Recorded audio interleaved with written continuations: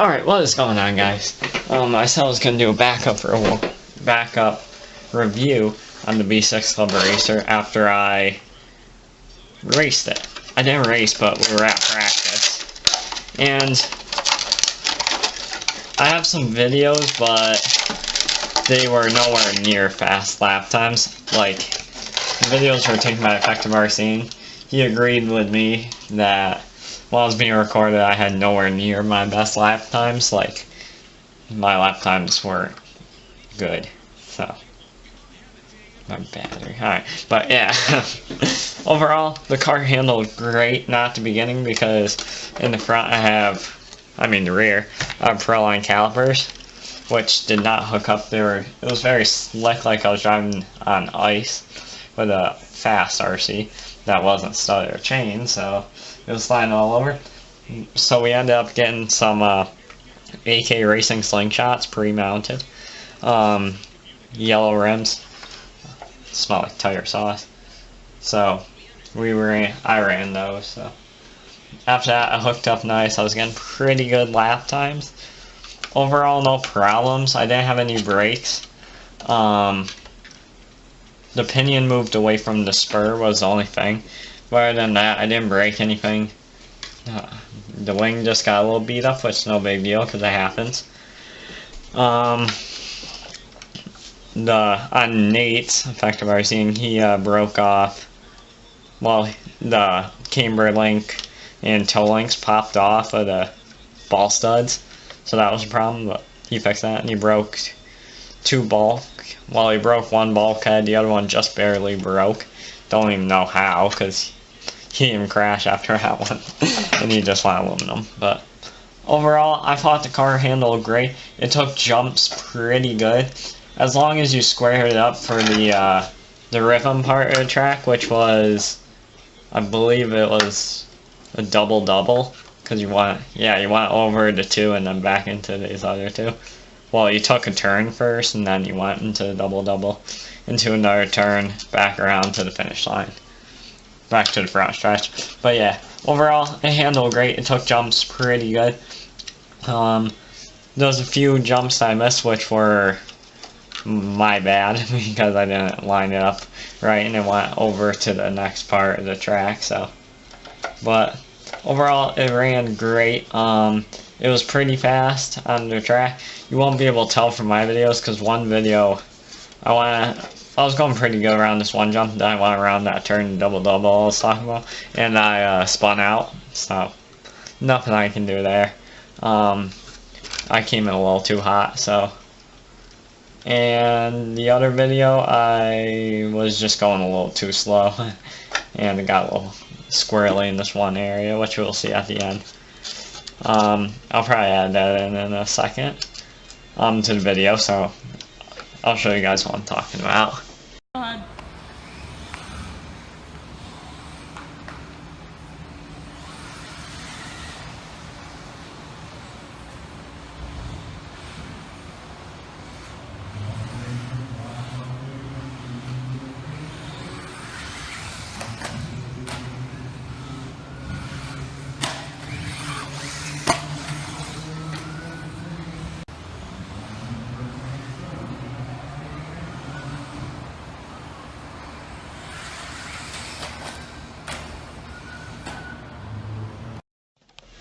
Alright, so you guys just saw the first run I threw in.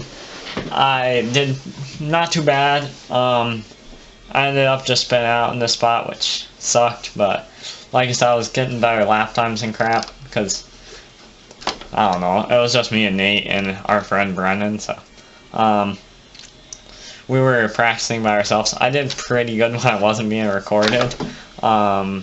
So yeah, you guys can ask Effective Arsene if you don't believe me, but we were getting some pretty decent competitive lap times.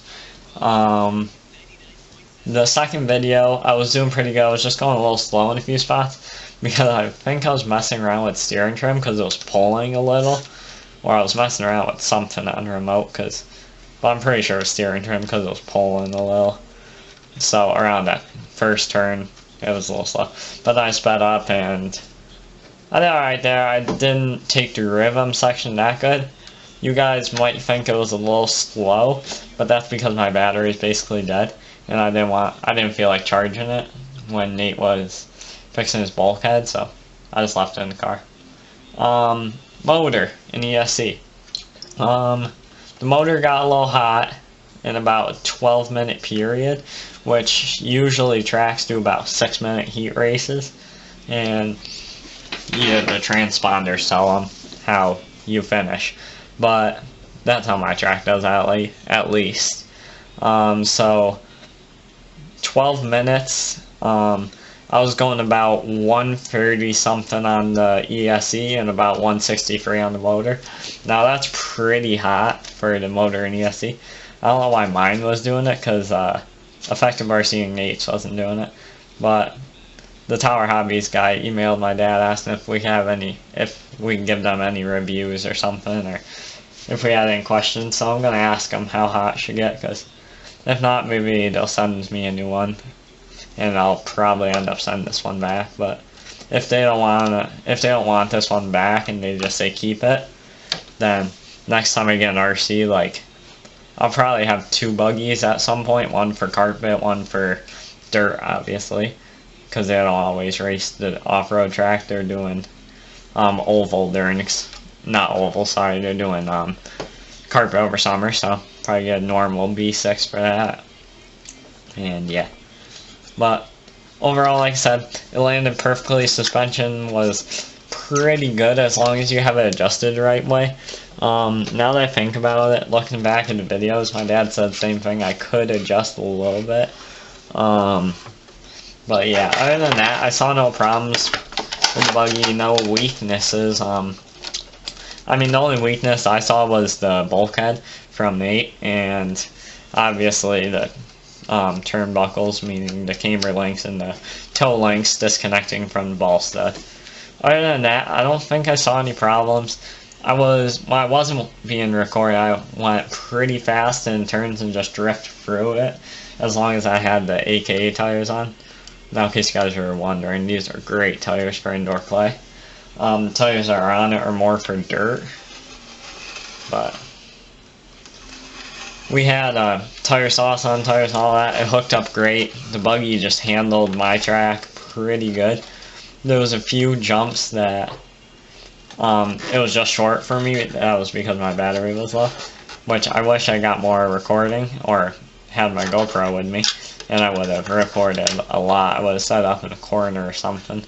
That way I could have Effective and me. So yeah, but overall, buggy's very solid. Great way to get into beginning racing. Like, I'm still getting used to it, because this ain't a buggy or a short. Oh my god. This ain't a normal bash buggy or a short course or a monster truck or a truggy or an E-Revo, honestly. So, yeah, I'm taking some time to get used to it still. But overall, I thought it ran pretty good. Once real racing becomes a thing, like our track goes back to real racing instead of carpet racing, because they carpet race for summer, and they start clay racing, sorry, the off-road and dirt oval tracks, clay oval tracks, oh my god, in November. So once we go real racing with other people that are bumping into you and stuff, I'll probably make another video saying how it handled all that. I know I'm getting new tires soon. I'm getting Proline Primes probably on Velocity rims like usual. But yeah, overall, B6 Club Racer, very solid to me, or at least on my track, because some tracks have bigger jumps and stuff. So I give it I'll give it a 9 out of 10, because the motor did overheat a little bit, and so did the ESC. And right, that silver right there, that was supposed to be in the front, and it didn't.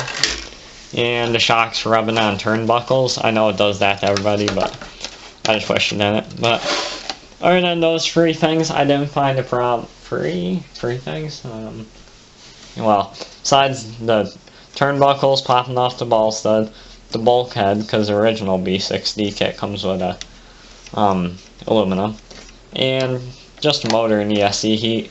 I didn't see no problem with this. I thought it was a great solid buggy. So if you're looking to get into cheap RC racing, I think this is the way to go, the V6 Club Racer. But yeah, if you guys enjoyed the last 3 reviews, give this one a thumbs up. Don't forget to subscribe. It finally hit 50 after losing a few. So if you guys like this, then comment below, I'll do another one. Or if you guys want more track videos when racing starts again, or just more RC reviews of an RC that just came out, then comment the RC below, I'll take a look at it. And yeah, if you guys have any tips for the review videos to make them any better, don't forget to let me know. So, peace out, guys.